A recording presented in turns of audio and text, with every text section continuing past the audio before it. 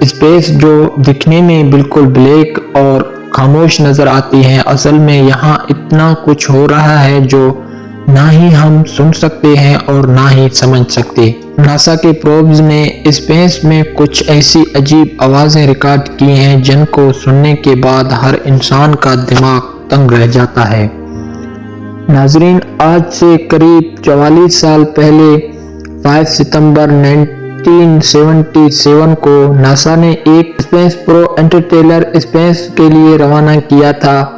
Space پرو واجر 1 کے نام سے جانا جاتا ہے، جو پچھلے 44 سالوں سے ناسا کے بیس اسٹیشن سے کانٹیکٹ میں ہے۔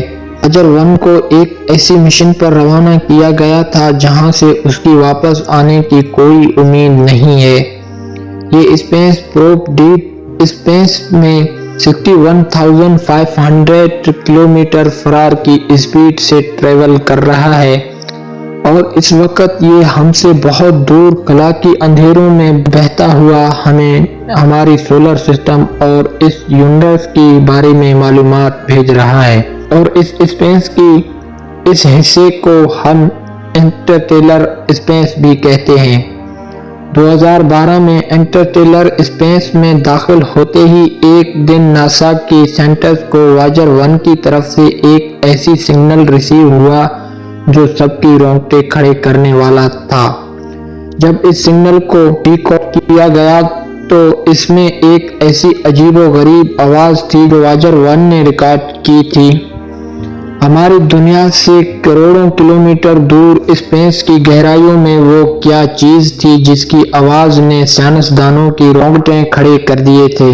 یہ آواز ارتھ سے قریب 1400 کروڑ کلومیٹر دور ریکارڈ کی گئی تھی، اور یہ ایک ایسی آواز تھی جو ختم یا کم ہونے کا نام ہی نہیں لے رہی تھی۔ سائنسدانوں نے کئی دنوں تک انتظار کیا، لیکن یہ آواز ختم تو دور کی بات پر کم بھی نہیں ہو رہی تھی۔ دیکھتے ہی دیکھتے ایک سال گزرا، پھر دوسرا سال، اور پھر پورے 3 سالوں کے بعد اس عجیب و غریب آواز کی انٹینسٹی میں کچھ کمی دیکھی گئی۔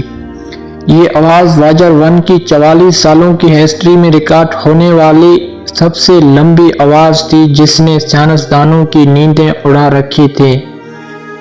لیکن اس آواز کے علاوہ سائنسدانوں کو ایک اور چیز بھی لگاتار پریشان کر رہی تھی۔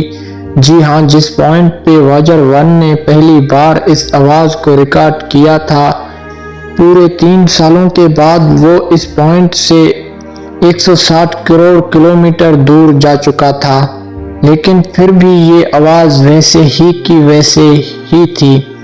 160 کروڑ کلومیٹر مطلب یہ ڈسٹینس اتنا ہی ہوا جتنا زمین سے چاند تک کے پورے 4000 چکر لگائے جائیں۔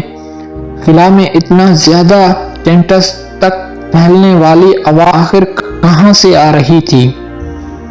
اسی بات نے بڑے بڑے ریسرچرز اور سائنٹسٹ کو چکرا کر رکھ دیا تھا۔ ایک بات تو کنفرم تھی کہ ہمارے سولر سسٹم کے باہر کوئی نہ کوئی ایسی طاقت ضرور چھپی ہے جو اس آواز کی وجہ بن رہی ہے، لیکن اسپیس میں تو کوئی آواز ہی نہیں ہوتی، تو آخر اس آواز کو ریکارڈ کیسے کیا گیا؟ یہ بات حقیقت ہے کہ اسپیس میں کسی قسم کی بھی کوئی آواز نہیں پڑتی، حتیٰ کہ اگر اسپیس واک کے دوران اسٹرونائٹس کے بالکل برابر میں کوئی دھماکہ ہی کیوں نہ ہو جائے، وہ دھماکہ دیکھے گا تو صحیح، لیکن اس کی آواز کانوں تک نہیں پہنچ سکے گی۔ آواز جس کو ہماری کانوں تک پہنچنے کے لیے ہوا اور ایٹماسفیئر کی ضرورت ہوتی ہے۔ یہ دونوں چیز اسپیس میں موجود نہیں ہیں، اسی وجہ سے اسپیس میں کسی قسم کی بھی آواز ٹریول نہیں کر سکتی۔ اسپیس میں ساؤنڈ ویو تو ٹریول نہیں کر سکتی، لیکن الیکٹر میگنیٹک ویوز اسپیس میں بآسانی ٹریول کر سکتی ہے۔ ہمارے کان ان ویوز کو نہیں سن سکتے، لیکن واجر 1 نے ان ویوز کو ریکارڈ کر کے ہمیں عرب تک بھیجا تاکہ ہم ان کو ڈیکوڈ کر سکیں۔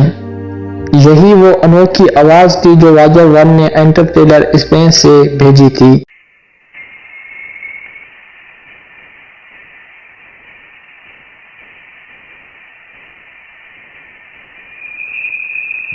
पार्ट 2 देखने के लिए चैनल को सब्सक्राइब करें। आगे क्या हुआ हम दूसरी पार्ट में बताएंगे।